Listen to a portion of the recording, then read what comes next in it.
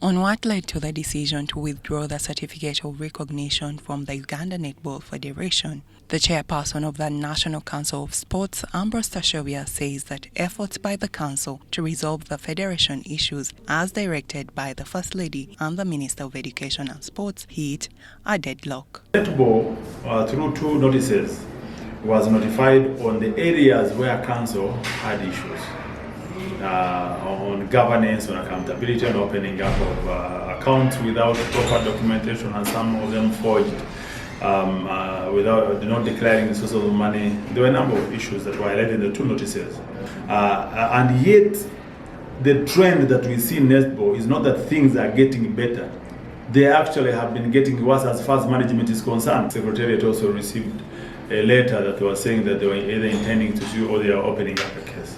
So showing that there's no willingness to come and try to elaborate and resolve on these matters that had been raised. So the efforts even of council to try and resolve the issues were also hitting a dead end. When we spoke to the president of the Uganda Netball Federation, Sarah Babirechityo, she asserted that all the issues indicated were resolved, and she interprets the withdrawal of the certificate as an end to the sport in Uganda. Report was from IGG, it was in our favor.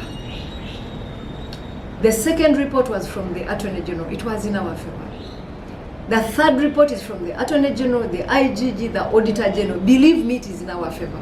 If it was in the favor of National Council of Sports, they should have written a letter calling us to pin us over the same.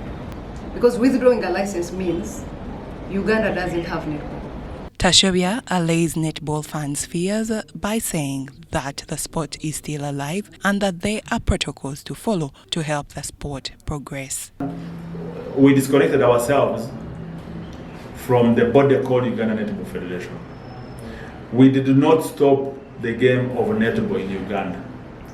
And if we think that our Ugandans need to go to do netball, and we have had a framework with World Netball, we'll put a working relationship in place on how that can happen between us and the World Netball.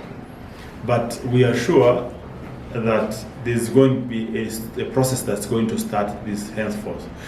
So the intention of withdrawing is to safeguard the sport for the longer haul. Speaking about the netball issues, the chairman says that if the Netball Federation can resolve its issues, the certificate will be restored. If they came back after 1 month and they have resolved all these issues, we will sit. We can even can instruct my technical committee to sit in an emergency meeting, because netball is one of our priority sports. On the contrary, the president of the Uganda Netball Federation hopes to restore order in the sport through courts of law. For I and my executive members, we've gone to court. We shall pursue this until we are given justice. And if all else fails, what we are hoping is that if the organizational committee comes up, the same body could clean itself up and come back. But if it does not, then government will seek another body to take over netball in the country.